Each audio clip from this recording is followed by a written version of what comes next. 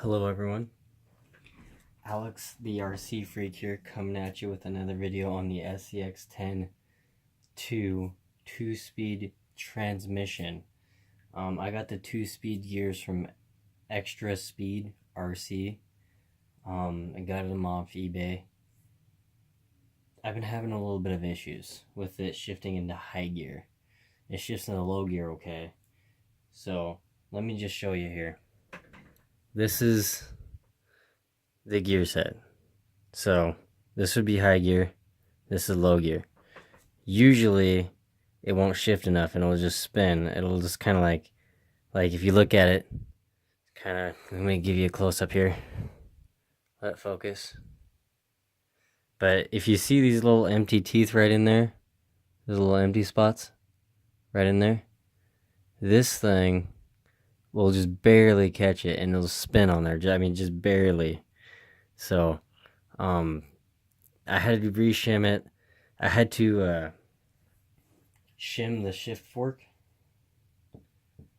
I had to use some really small, these are 0.01 shims. So, just so you know, I had to use these shims to shim out the shift fork shaft.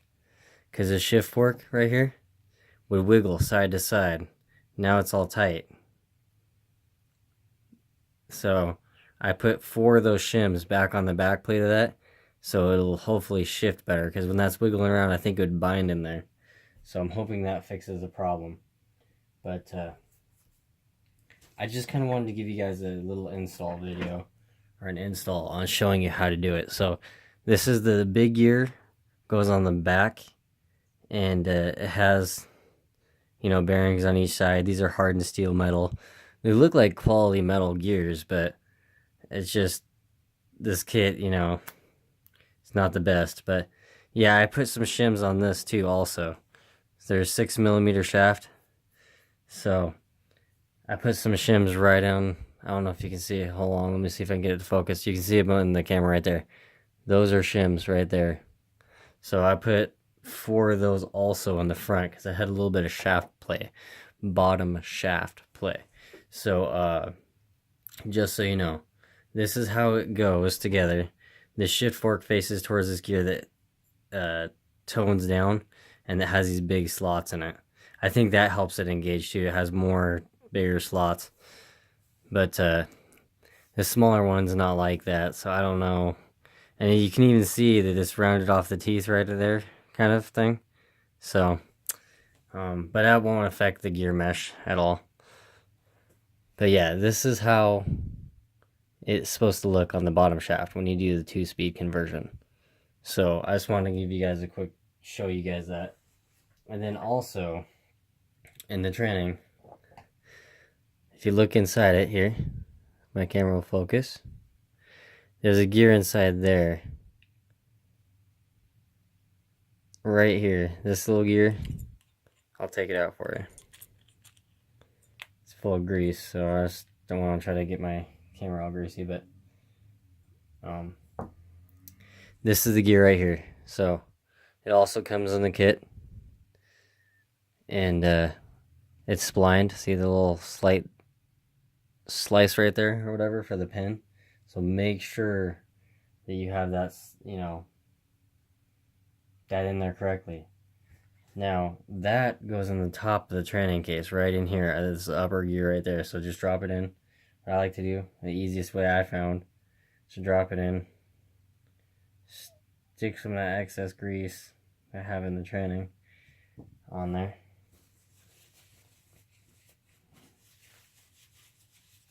Now let's go on. This is a 3500 kV censored castle system, which I love. But make sure your bearings are seated correctly. But I just stuck some shaft, but there's a, it's hard to tell, I know, because it has grease in there, but there's a gear right down in here. It's like a little collared gear. It looks just like, let me see if I can find one for you. Looks just like this. This is what it looks like. This is that gear that's down in there. Now this is the factory single speed conversion gear, so that's what it looks like. It has that little flat spot right there. That's like that. But anyway, it's splined on the back, so make sure you put that 2mm pin in. But yeah, anyway, that's gears down here, and you got to use that medium spacer to space that out right, so you don't have any shaft play.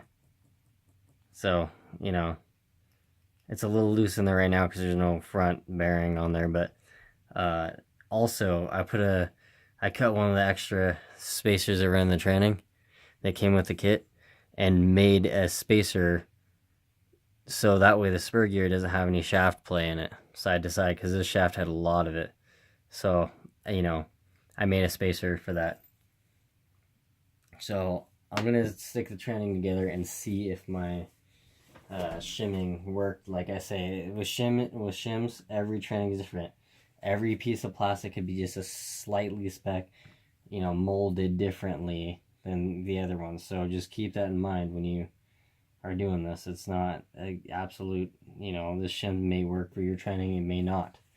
I'm pretty sure they're pretty close tolerances, all of them. So I'm assuming that it would usually work for all trainings. So what I like to do is stick it in there like that. That's how I like to do it. Just grab the whole gear set, stick it in there, make sure it's seated in there, make sure this is pushed in there. And then you take your case. You can pop that gear out like that. Now I'm just trying to see if this will fit. So you just take it, you just turn it and press it down. It pops down just like that. So that's what it should look like when you're all said and done. Getting grease all over everything. But I know, I'm sorry I'm complaining about grease, but I don't want that on my motor, so whatever. Anyway, so I'm going to do is set this down really, really gently. So I'm going to take some of this excess grease because I don't want to go grab my grease tube bin. So take some of that excess grease and slap it on these gears right here. Use your little screwdriver, or you can use your hand too, but I'm just using a screwdriver because I don't want to get my fingerprints all greasy. So anyway, you take your training, okay? You got your training just like this. Make sure you get it through that hole, that shift fork, through that little hole right there. That one right there where I'm tapping my finger. So I'm just gonna see if this works. So I guess gotta find the, there we go. Kind of got it working in there. There we go. Sometimes it takes a little persuasion. Bam, pops in this like butter. Now it's a good idea to have paper towels, and you can hold it together nice and firm. Alright. And it still has some shaft play.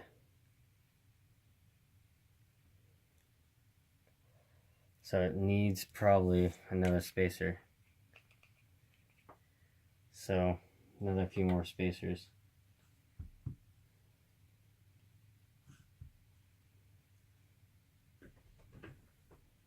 Like I say, it's a trial and error deal,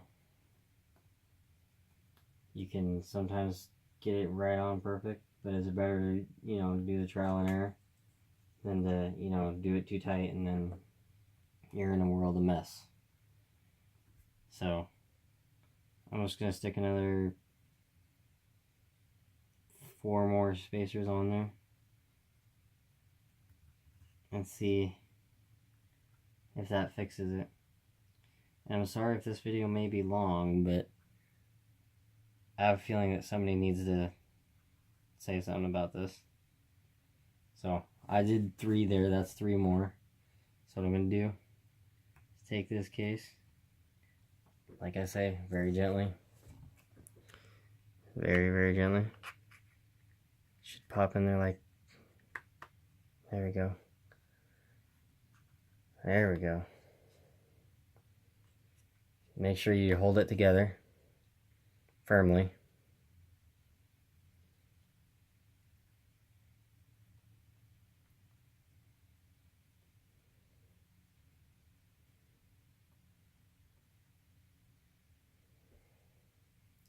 Now this just has probably maybe 1/1000th of an inch of play.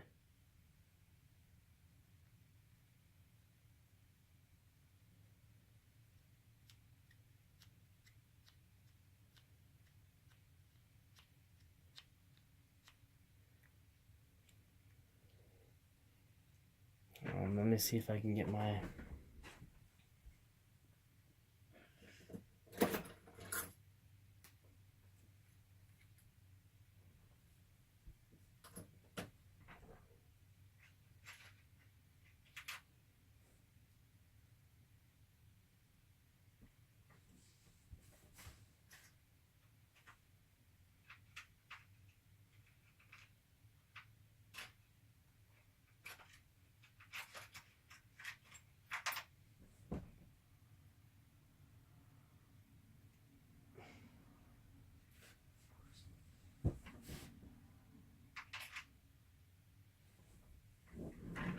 Anyway, I'm just gonna see if I can... Sorry about that. And it spins smooth.